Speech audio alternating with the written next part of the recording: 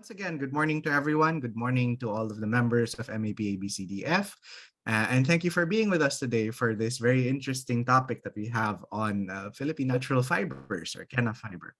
Um, and if you are joining us again 2 weeks later through our social media or watching us on YouTube, welcome, welcome. We're very happy to have you here with us today. MAP-ABCDF is a member-supported nonprofit foundation. And if you do like what you see, please consider joining us as a member. Your support in keeping us alive will be very much valued. You can look at the link in the description for more information on how to join us. Send us an email, introduce yourself, and let's get to know each other. Okay, so without further ado, may I please ask our president, Mr. Ernie Ordonez, to introduce our speaker for us. Yes, it is my honor and privilege to introduce the one in charge of, I'll repeat, utilization and technology, not technology, utilization and technology. That is the purpose of our forum, to utilize technology we learn here. And I'd like to inform the speaker that, in fact, when you speak to us, though we are students for life, please tell us how we can spread your mission to others with our contacts. Okay, our speaker, Engineer Barcelona, has a wide experience in design and development of different fiber extraction machines and equipment. And he has a BS mechanical engineering degree, as well as a master's in public administration. Fantastic, right? The engineering, private sector, and the government. And that's why I like the faculty in charge of utilization and technology. He's going to cover for us, as you may have seen in the notice, a lot of things from management processes to fiber extraction to uses, but most important is cost and return analysis. So our speaker, Mr. Barcelona, please, when you talk to us, though you talk to us as students, this is not a forum just for education. As our departed Chairman Emeritus Ramon Lusaria said, our job is not just to transfer, but to spread. So I like the fact of utilization. So in your speech, while we want to know the technicalities, please give a part of it on how we can help you in any way, whether it's lobbying in Congress or connect you to banks, etc., etc. Please tell us that. So it's my honor and pleasure to introduce to you Engineer Ramil Barcelona, who is in charge of not only technology, but utilization in the Philippine Fiber Industry Development Authority. Incidentally, I understand that is one of the things that we can really promote. And we're sad that the Bangko Central is changing our paper with plastic. But that's another story, right? But we hear this thing is extremely powerful, especially Abaca. So on that note, Engineer Barcelona, welcome to our group. We hope we can spread your word. We want you to be our champion in spreading the word, especially in fiber. So Engineer Barcelona, thank you for coming. The floor is now yours. Please go ahead, please unmute. Thank you, sir. I will now share the presentation.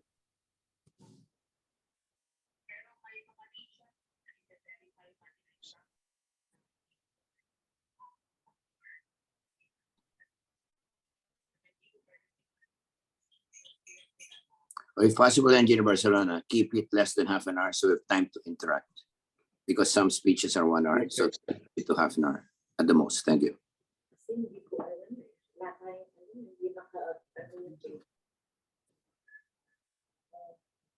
Like si Revetir sa yung API 20 daw nasa yung 20 napasok na ba sa mga PA? Sir, I would like to ask if visible na po yung presentation, yung screen. Very nice, very visible. Thank you po. Good morning, everyone. I'm Ramil Barcelona, the officer in charge of Fiber Utilization Technology Division. First of all, I would like to recognize my colleagues. I would like to recognize our director from Pilpida Regional Office 8, Director Willardo Sinahon, and Ms. Amor Creencia of the Planning Division. Good morning po, sir and ma'am. Good morning po. Maybe later, our executive director will also attend this meeting. And then For the outline of the presentation, the first is the introduction to Kenaf. These are the basic information of Kenaf plant, the principal types of the plants, the cultivars, climatic and soil requirements, and then farm management and process. This is land preparation, propagation, planting, cultivation, fertilization, pests and diseases, harvesting, fiber extraction. In terms of Kenaf fiber, under this is the fiber qualities, physical, morphological, and chemical properties of Kenaf fiber. For fiber extraction, we have two methods, the retting and the decortication. And then for grading and classification, there are 4 official standard grades, which is the excellent grade, good, fair, and mixed grade. And then for the uses and application of Kenaf, there are 2 types of uses. Number 1 is the traditional, and the second one is the modern uses of Kenaf fiber. And the last part of this presentation is the cost-benefit analysis. The Kenaf plant is a herbaceous annual bast fiber producing plant. Like its closely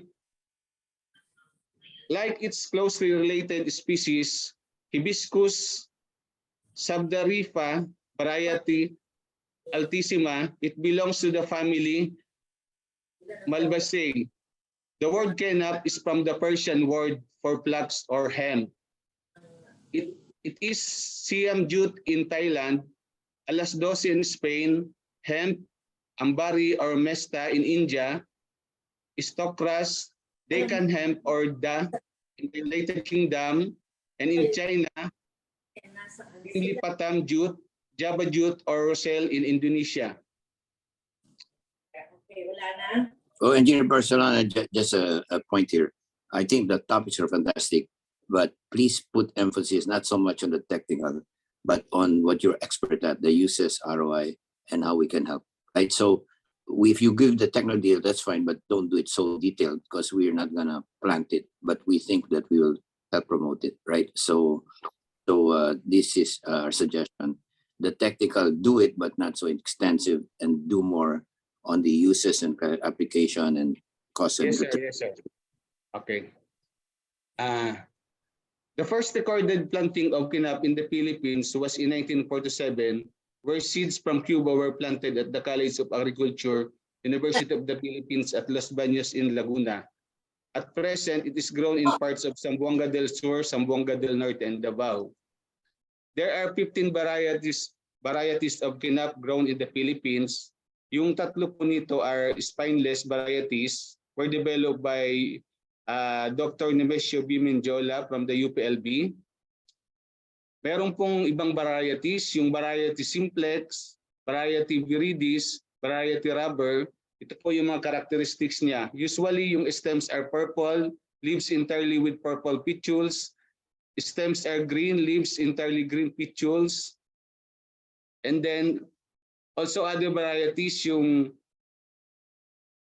purpureus, stems are purple, leaves divided with purple petioles. And then the last other varieties, the variety vulgaris, which is the stems are purple, leaves divided with green petioles.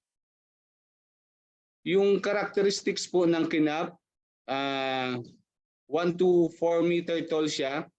Pag mature na, stems are 1 to 2 centimeter, but not always branched. Leaves are 10 to 15 centimeter long. Flowers 8 to 10 centimeter in diameter. Fruit is in capsule, 2 centimeter diameter, containing the leaves. So ang climatic requirement po ng Kenaf may be grown in both tropical and temperate climates without excessive heavy rains and strong winds. Kaya po mabuhay nito yung Kenaf. Yung pH po ng soil na kailangan is 4.4 to 6.5. Yung rainfall po na requirement is about at least 100 mm per month through the growing season. And then ito po yung farm management. and processes. Una, land preparation, propagation, planting, cultivation, fertilization, harvesting, fiber extraction. Sa land preparation po, we need to clear the area, plow, harrow, farrow, and the result is this one, the last image.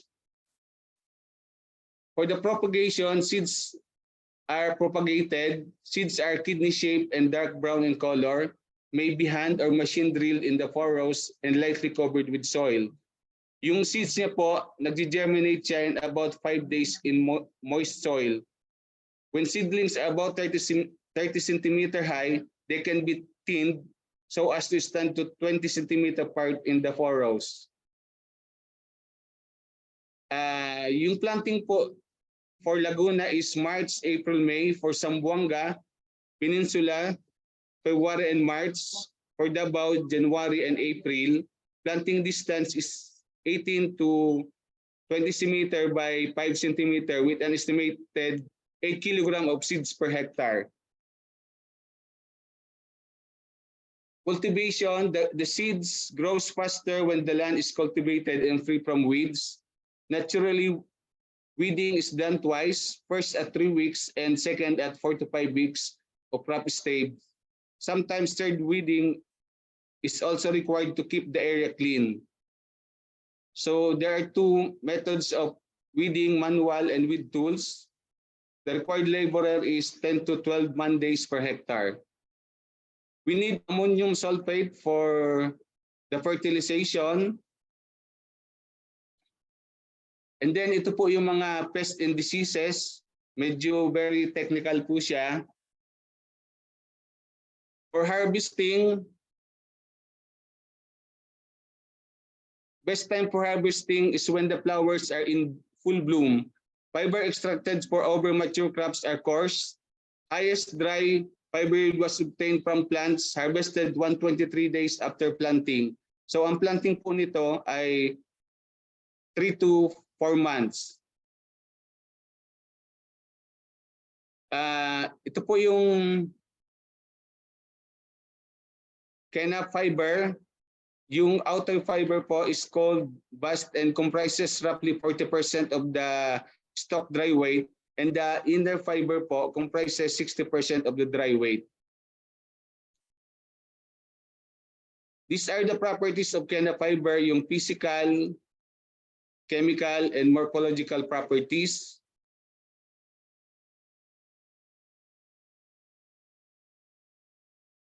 For fiber extraction, there are two methods, yung retting. Retting po is yung soaking of the Kenaf plants to bodies of water para po mag-decay yung kanyang mga non-fibrous materials to extract the fiber, and then the use of the corticating machine. For the classification of for classification and grading of Kenaf, there are 4 grades. Number 1 is the KR1, which is the excellent type of grading. We have the good cleaning, the fair cleaning, and the mixed cleaning.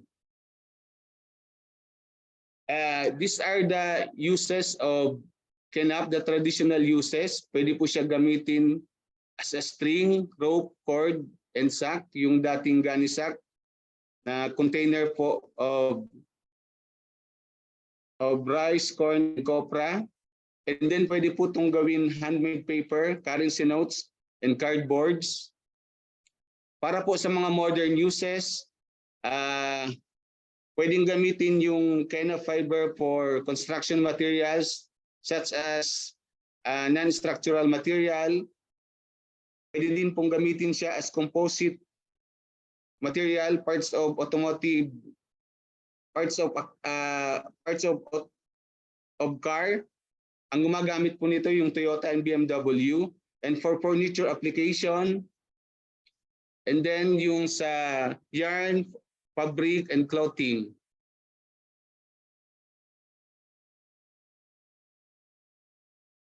Pwede rin po siya sa handicrafts,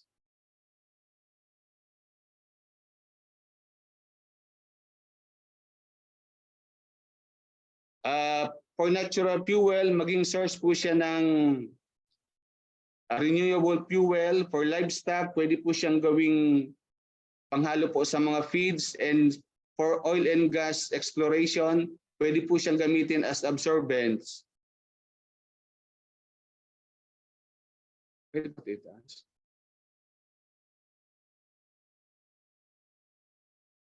And then ito po yung cost and return analysis. Yung variety niya is local, method of planting, line sowing, duration from planting to harvesting 4 months, average yield per hectare, 3,000 plants per hectare. Yung price of dry fiber is 90 pesos. Our source is from Alibaba. Gross income, this is the average yield multiplied by the price of dry fiber, which is equivalent to 270,000.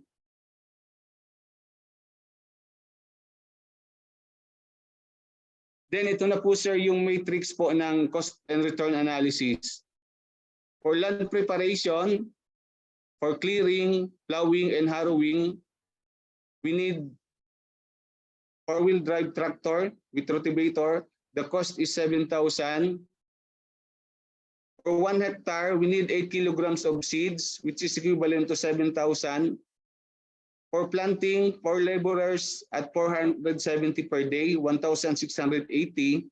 For thinning, weeding, and cultivation, we need 10 man days at 420 per day, which is equivalent to 4,200.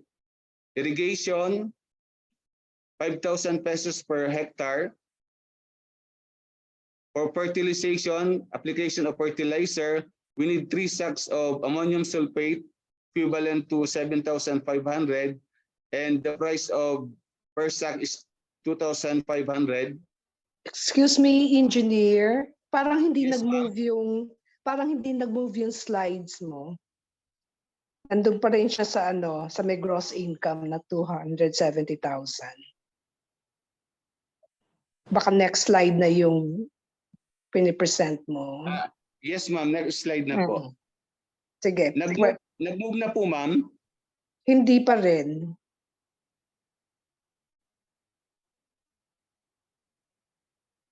Na-stuck siya dun sa first nung cost and return analysis.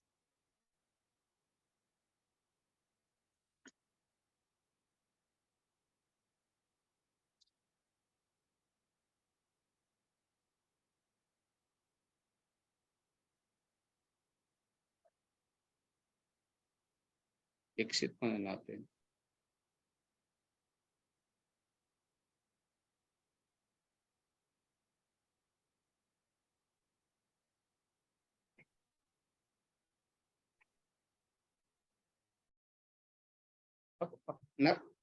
Yung internet natin. Pero okay ka naman, nakikita ka namin, saka naririnig ka namin. Yes po ma'am.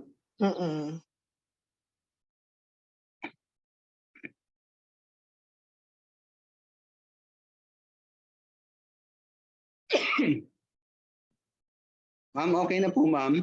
Yes. Palakihin mo na Yes, lang ng ma'am. konti.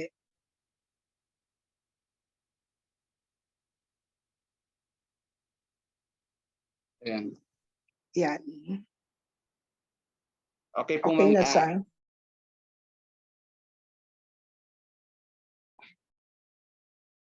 Mag-start po ma'am ako sa simula. This is po the cost and return analysis of Kenaf fiber production. For land preparation, kailangan po natin ng tractor with rotavator. Equivalent po nun, yung cost po nun is 7,000. Seeds, we need 8 kilogram per hectare, which is equivalent to 7,080. For planting, 4 laborers po ang involved at 420 per day, equal to 1,680. For thinning, weeding, and cultivation, 10 man days at 420 per day, total 4,200. And then for the irrigation of the plantation, 5,000 pesos per hectare. For the fertilizer, ammonium sulfate, we need 3 sacks at 2,500 per sack, 7,500. Yung sa fertilizer application po, side dressing and covering for 2 times, kailangan po ng 5 laborers at 420 per day, which is 4,200. 6 times spraying, 2 laborers per session at 420, with a total of 5,040. For the application of insecticide, synthetic pesticide, 850 po ang cost niya. For harvesting, holing or pulling bundles in water, Pacquiao method po to, 14 days, 10,000. For stripping, washing, and drying retted fibers, output base, ang cost po dito ay 5 pesos per kilogram, a total po of 15,000 per hectare. Sorting, classifying, and baling the fibers, we need 10 laborers at 420 per day, 4,200. Knapsack sprayer, 3,000 po, and yung miscellaneous expenses, 10% of the whole operation. So ang total production po, cost po is 82,225. Expected net profit, ito po yung gross income less production cost, 187,000. Monthly net profit, 46,000. Payback periods, 0.44 years. Percentage of net profit over gross income, 70%. So ito po yung mga assumption natin. Estimated time for retting, 2 to 3 weeks for running water. Harvesting, 2 days for 10 person. Hauling 1 day, and for pulling 1 day, equivalent to 14 days. Estimated time for baling 1 day, and for sorting and classifying 1 day, which is equivalent to 2 days. Land area is owned by the farmer. Yung 4,200 per day is based on the minimum wage of farmer or farm worker in Region 3. Ito po yung mga references namin, sir and ma'am. So that's all po the presentation.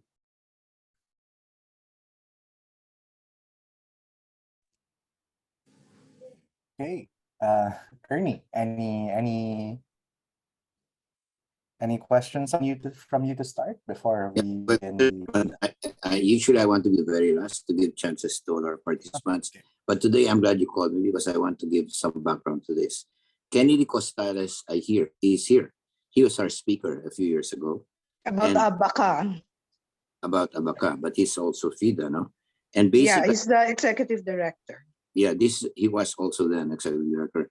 I just give you a statement, especially those listening, even in YouTube 2 weeks later. This is an example of how our foundation wants to champion and spread technology. Because after he talked, we asked him what he needed. He said he needed money. So I saw the roadmap. I had a dinner with him one-on-one. And then I redid his financial analysis. And Ceci Borme used to report to me in DTI, I know very well. At that time, it's another colleague.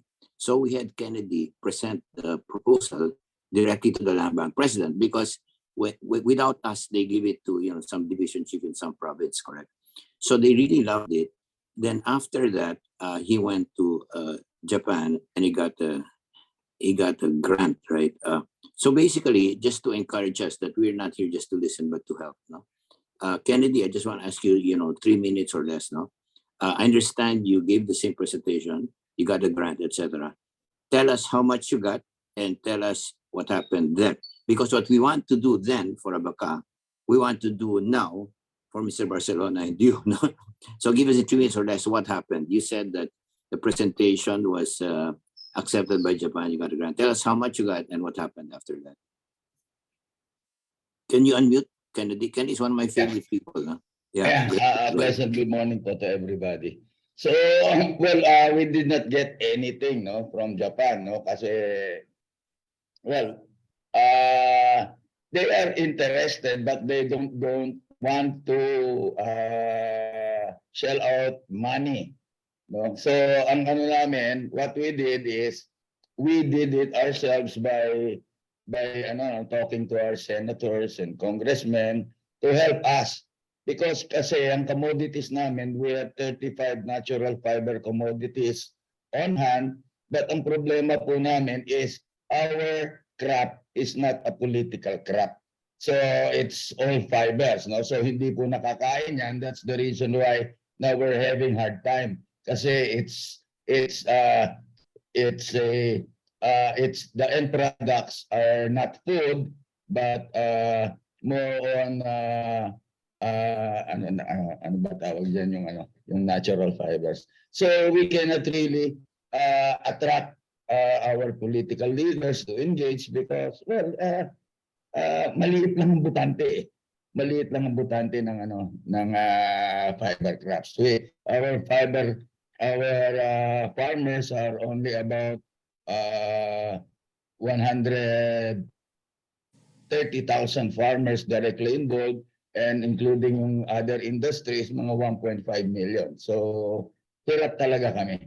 Pero this year, we got about mga over 400 million.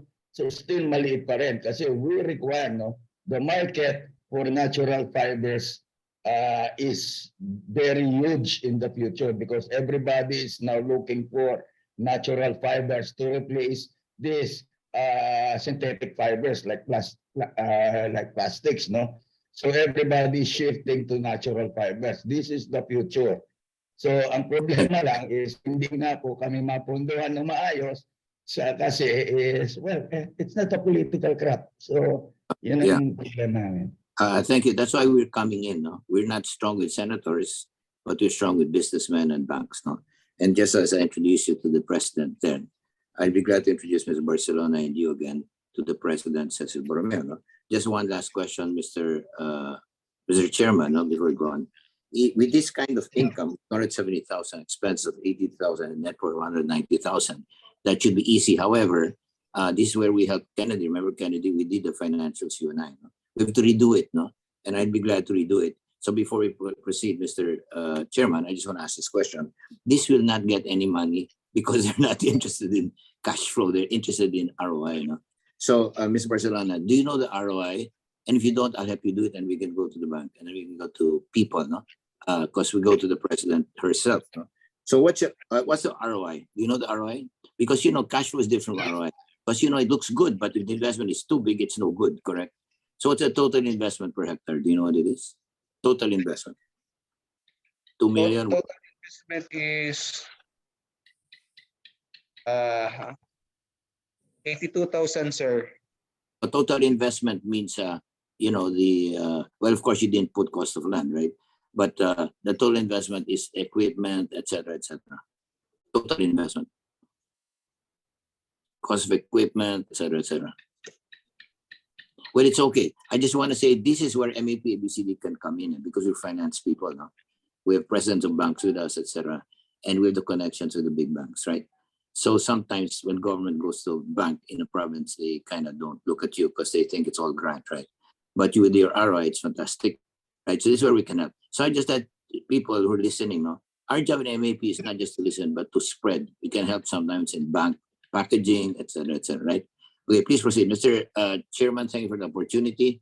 I want to say that Kennedy has done a good job, and in his proposal, I know that they're pro-farmer because the model was the person will get all the money. With his model, the farmers get it. And that's what I like about FIDA and Mr. Costales. You're a different Kennedy. You have the same tradition of the Kennedys, no? Okay, sige, Mr. Chairman, please proceed. I thank you for this opportunity to share with the audience that we in MAP-ABCD want to go beyond listening. Okay, thank you. All right. So thanks very much for that, President Ernie. Okay, so we move on to the formal forum. I just want to check Engineer Barcelona, and to our friends from Philfida, are you okay to stay with us until 10 o'clock? After 9 o'clock, after our formal session ends, we have an informal session where we continue asking questions. Is that okay? It's okay, sir. Okay, sure. All right, so just to kick things off, once again, thank you very much for your presentation, Engineer Barcelona. Now we go to our open forum, our formal open forum, just so everyone is on the same page. First of all, take a look at the bottom of your screen. You'll see a little button that says reactions. If you're joining us from your phone, you can click the 3 dots, and then that will also give you an option to show reactions. When you press or tap reactions, there will be an option for you to raise your hand. That will line you up for any questions we have. If you're having difficulty with that, you can also put your message, the questions you'd like to ask in the chat box, and I'll get to you as we line up all of our questions. Also, we'd like to make sure that everybody has renamed themselves to their name, because sometimes it's very difficult for us, but I think everyone has, so all right, that's great. Okay, Last so point, Chairman. Mr. Chairman, the chairman and I, we just had a board meeting last week, and basically we want to tell the audience, no, our preference is new participants. So those who raise their hands who are not regular participants will get priority. And of course, we're limited to 1 question and 2, so that we get participation, because at the start of the informal session, we'll introduce ourselves to each other, because a lot of the work is between forums. So just to let you know, please do not be shy about raising your hand. And number 2, if you're shy, put it in the chat box, right? Because after the raising hands and verbal, you go to the chat box. But generally, we want to see you and hear you. So if possible, raise your hand. Thank you. all right. So just a quick round of introductions first from everyone before we proceed. Okay. So just quickly say your name and your organization. So yeah, I guess we can start with Ernie. Ernie, just a quick one. Ernie Ordonez, Alianza Agricultura. Thank you. Okay. Next, from Philfida, Sir Kennedy. Good morning po. If you don't mind, one Mr. Chair, one last point. Sometimes we're a few, and we usually do it at the start of the informal session, because those who go to at 9, they're not so interested in our names. So if you don't mind, All right, that's true. that to 9 o'clock. Okay, sure. Okay, so sure. Sorry about that, Kennedy. We can do Yeah, that. Ted Cristales po, Philippine Fiber Industry Development Authority. Okay, sure. Yes. Okay. So our first question actually, yeah, we'll move that to 9 o'clock. Okay, so our first question actually comes from Ross Velus, which is a question that I'd also like to ask. Ross, would you like to say your question out loud? Is that Sunny Velus? Yes. Yeah, Sunny. yeah. Okay. Can you plant Kenaf in between coconut trees? Yes, sir. We can plant Kenaf in between coconut trees. Yeah, thank you. Okay. Sure. If I may, before I move on to the next question, I'd like if you could expound on that, Engineer Barcelona. I'm not sure it's possible for us to get people to plant Kenaf exclusively as a crop, but perhaps as an intercrop that might be something that's much more feasible. So could you explain more the potential of Kenaf as an intercrop with other crops? Like what crops it works with, and where it plays nice? Sir, as long as yung requirement niya is okay, like yung climatic and soil requirement, yung Kenaf po ay pwedeng i-intercrop siya into other commodities. Sure. Can you expound on that?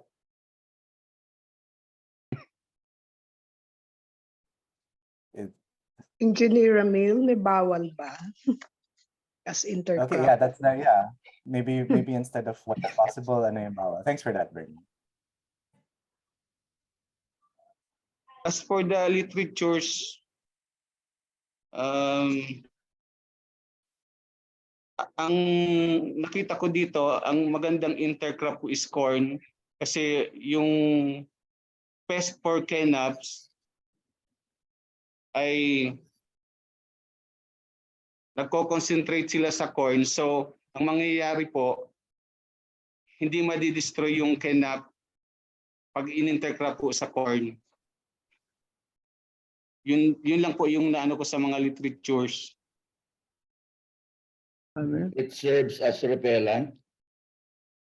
Mhm. No sir, yung corn po, linalagay siya in the surroundings po ng plantation of Kenaf para po yung mga worms, yung mga pest na iba, hindi po siya mag-concentrate doon sa Kenaf.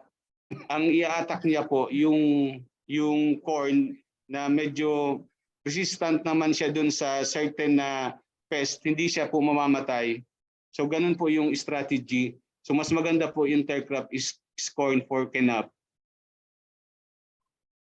Mr. Alright. Chairman, let me say something. No? You know, governments sometimes they tell us to plant cacao intercropping nationwide. Actually, they've realized they're wrong. You know why they're wrong?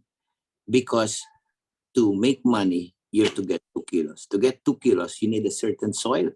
And that's only Mindanao. Luzon, Visayas, not so much. So it's wrong to say plant everywhere. Number two, they also don't know about the market, right? That's where we're good at this foundation.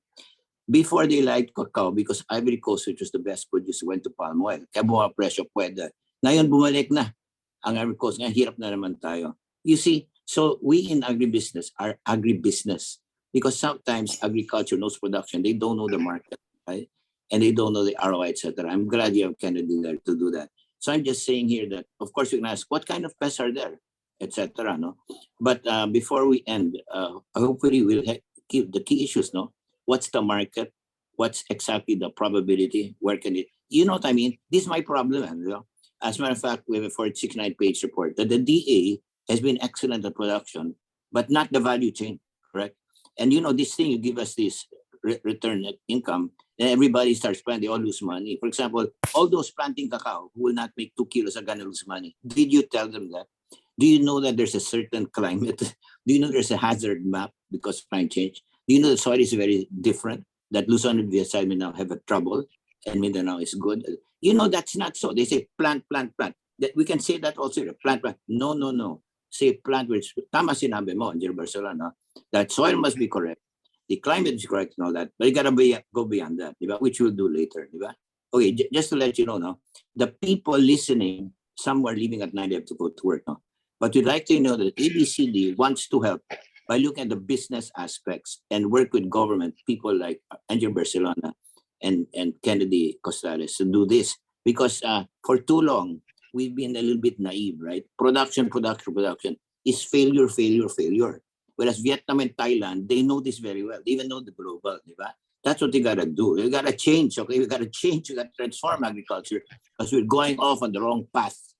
And that's why we're interested, because the new government is going on the right path. And there's a cacao seminar that talks about this coming November. We'll tell you all about it. But they're surprised.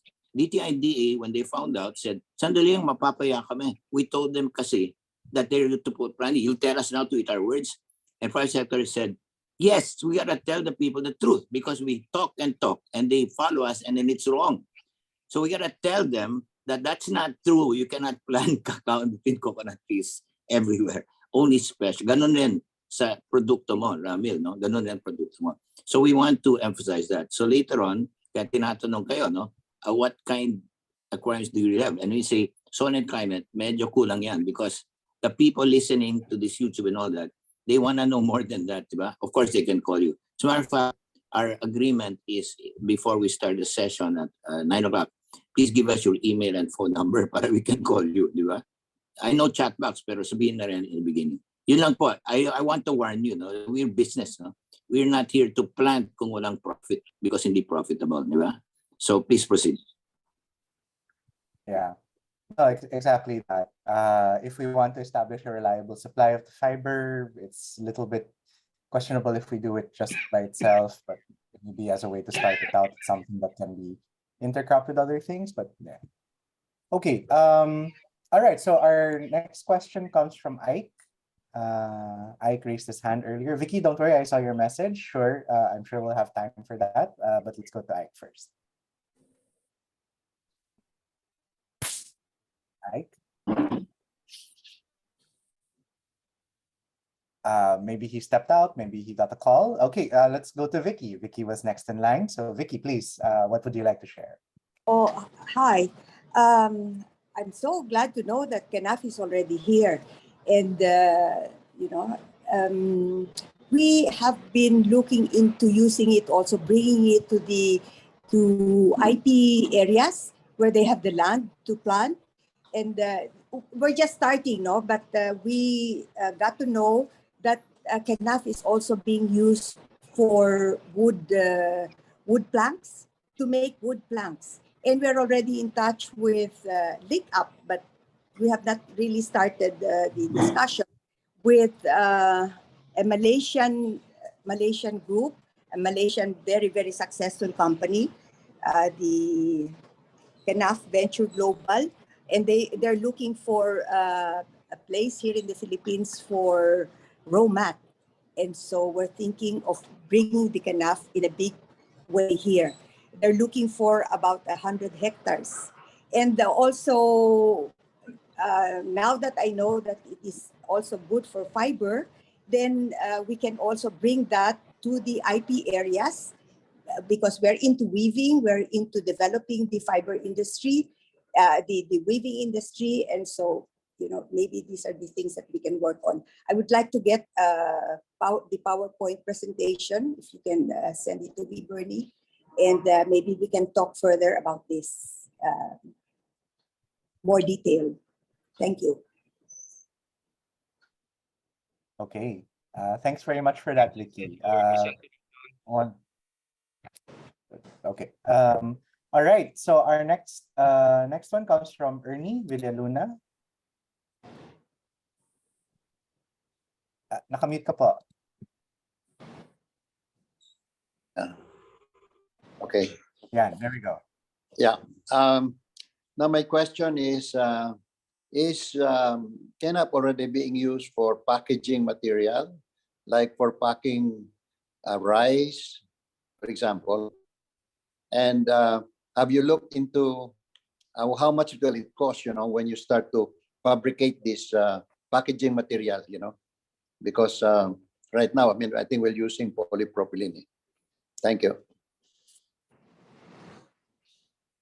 Hello, sir. As early as 1970 po, 1977 to 1981, yung Kenaf fiber po ay ginagawa na siyang gunny sacks, which is ginagamit po siya for packaging of foods like rice. Usually, yung napoproduce pong gunny sacks ng dating maki industry in the Philippines, yun po ang binibili dati ng NFA. So, yung as per data po, sir, na nakuha ko, meron lang tayong production ng Kenaf from 1977 to 1981. Sa ngayon po, walang masyadong production po nito, and here in Pilpida, wala po kaming major intervention about Kenaf production. Ang ginagawa lang po namin dito ay sa ngayon po, mini-maintain lang po namin yung mga cultivars namin every year. According to one of our regional directors, nagtatanim po sila somewhere in Zamboanga para po ma-maintain po yung mga pananim natin. Okay. So, thank you. Yes po, sir. So wala po talagang market sa ngayon. Pero yung according po kay Ma'am Vicky, I think opportunity po yon, magandang opportunity na magkaroon po ng investment dito yung other countries. Pero since po yung fiber industry, yung natural fiber po is a demand-driven industry, so kailangan po may sure market para po mag-produce ang ating mga farmers. So, Sir Ted, meron po kayo, sir, na sir, additional na input sa sinabi ko?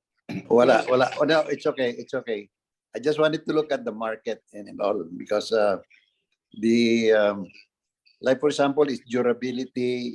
Like rice, for example, they would sample the rice. And they normally have this sampler, like this tube that they can just pierce it and then get the sample. I don't know how strong is Kenaf compared to this polypropylene fiber.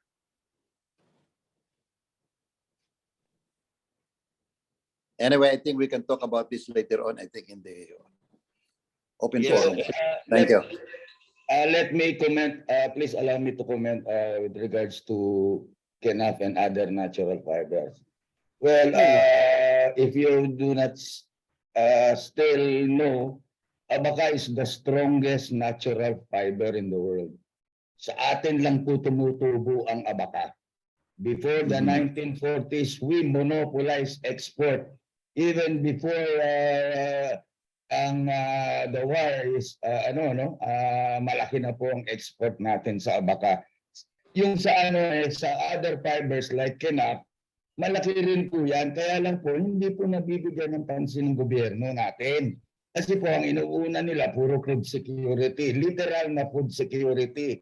Tanim kayo sa bundok ng kangkong, ng kung ano-anong food security na yan. Eh yung mga natural fibers natin sa bundok tumutubo. So, ang Kenaf is very potential po ang market niyan. How can we develop yung market na yan and other we have identified 35 natural fibers growing in the Philippines. Pero ang napupunduhan lang po is abaka and cotton. Yung iba po, the rest po, wala. Sa pineapple ngayon, yung pineapple fiber is talagang booming. Ang laki ng market ngayon ng pineapple fiber. Ginagawa pong leather, natural suot-suot na ng mga sa Italy. Yun po ngayon ang trend sa ayaw na nila ng yung real leather. They want this vegetable leather na ngayon. Yun ngayon ang trend sa Europe. So yun nga, we're going back to natural. Ang problema nga, hindi kami nabibigyan ng pansin. Sa abaka na lang is this year, next year, ang pondo namin is a little bit over 400 million. Ang kailangan namin is 4 billion a year. Kasi ang laki po ng market ng abaka ngayon. Ang world market po demand is 150,000 metric tons. Ang na-produce lang natin last year was 67,000 metric tons. So meron pa pong 83,000 metric tons which is equivalent to 70 to 80,000 hectares na itatanim natin just to cover the shortage. Ayun nga, we have the natural fibers here in the country. Ang problema, hindi nabibigyan kami ng pansin. So it's an export. Abaka is 99% export-oriented industry. Same as Kenaf. Ma-develop natin ang Kenaf and other natural fibers. Di ang laki ng kikitain ng Pilipinas. Ang inuuna natin, puro import tayo ng import ng yun ang problema natin. So yung pinakamadaling paraan na para ma-sustain ang Pilipinas is mag-import na lang tayo. So we have the natural resources to export to make money, big bucks, pero hindi nga nabibigyan ng pansin kasi it's not hindi nakakain tong mga produkto namin. Plating ko, it's 35 natural fibers, pero dalawa lang po ang nabibigyan ng pansin, cotton and abaka, at very small yung funding namin. Ulitin ko, we need at least 4 billion a year for the next 5 years. That's 20 billion. Pero yung return of investment niyan is 52.3 billion. Ang laki po ng kikitain ng mga farmers natin kung bibigyan ng pondo. Ang problema is puro food security tayo. So, yan po. Thank you. Mr. Chairman, do you know government? Mr. Chairman, I have to interject this because the YouTube people watching must understand. alam mo, government is less than 5%, right? It's not 95% is private sector. You talk to the wrong group. You should talk to the private sector, not the government. Government will never give you what you want, right? And what you need is won't come from them, it will come from us. But the question is, can we help you, Mr. Kennedy Costales, whom I really love? Because Kennedy, I love him not only because you're good looking and I'm not gay, right? It's also because you come from the private sector. So I'm just telling you, we are the private sector. We will connect you, no? Because gobierno, forget it. I mean, they're good, but they have little money, correct? And actually, if it's that high percent and we're not spreading, that means we gotta go to the private sector because government they don't understand ROI, diba? Not so much, diba? Diba? So after this, we must have a love relationship, right? Okay, and you have private. We must connect you. For example, Mr. Barcelona is in charge of utilization, correct? Okay, I'm sure he's not getting enough funding for this, right? But sometimes what we need is just a connect. Once you connect, you'll get billions. You know, you'll get billions if you connect, right? Yeah. Right now, you have such IRR, wala nangyari. Don't talk to government. Yeah, talk to them. They'll never give you what you want, right? Besides, 95% is private sector, not 5%. Go to the 95%. Doon tayo titira, right? So I'm letting you know this also because we want to emphasize, especially those who are coming for the first time on YouTube, that we are here to champion your very good work. And sometimes government does not realize it. So we will realize it. We realize it, there's ROI. Kahit tinatanong ROI, hindi yung cash flow, ROI. And you kind of don't know it yet, so we'll help you with that. Yeah? And then if it's good, we're going to do it. Because alam mo, in the private sector, I mean, we like to pray, but we like to make money, right? And if we make money, we get into it. And by doing that, through this foundation, we'll spread jobs and reduce poverty. I'm sorry, Mr. Chairman, I usually don't talk like this, pero I'm excited because those who are new to us must know what we're gonna do, diba? That's all. Okay, thank you. Mr. Chair, I would like to recognize po Director Sinahon. Meron po siya sigurong sasabihin na importante. Sure. Just before we do that, we'll continue naman po. We'll continue. Before we do that, it is 9 o'clock. So because it is 9 o'clock, we just like to end the formal session. Although I noticed na our friend from DOST was here earlier, wala na siya. Okay, sige na. May comment siya ata, pero sige, fine. We'll see if we can get it from her. Okay, anyway, so we'll just end our formal session. So once again, thank you very much, Engineer Barcelona, for your time. We end, just so you know, we end the formal session so that some people who need to go ahead, they can go ahead. For those who can stay, please do stay for our informal session after this one until 10 o'clock, where we continue to ask our questions for now. Okay, so first we'd like to give our certificate of appreciation to Engineer Ramil Barcelona.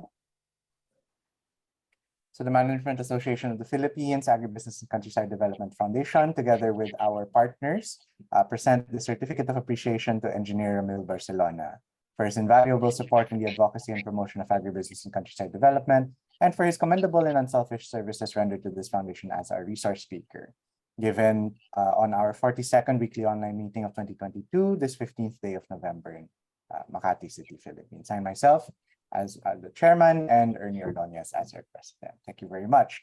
And for those of you who are still here, please do watch out for our next session next week. Do we have something that we can share, or? It will be about the animal feeds industry challenges. Okay. So we do have a SOCMED card for that already. Yeah, animal feed industry challenges. Okay, by Eric Ramirez of the Animal Feeds Group. Okay, so thanks very much for that. All right, so for those of you who do need to go ahead, thank you very much for being with us today. For those of you who can stay, please stay, as we have a lively discussion, I think, coming up. And for those of you who are joining us 2 weeks later on YouTube or on our social media, thank you very much for being with us today. Please do remember to like and subscribe to our channel if that really help us out a lot. And if you are interested in engaging with us more than just watching us online, consider being a member. Link is in the description. Send us an email and introduce yourself. Let's see what we can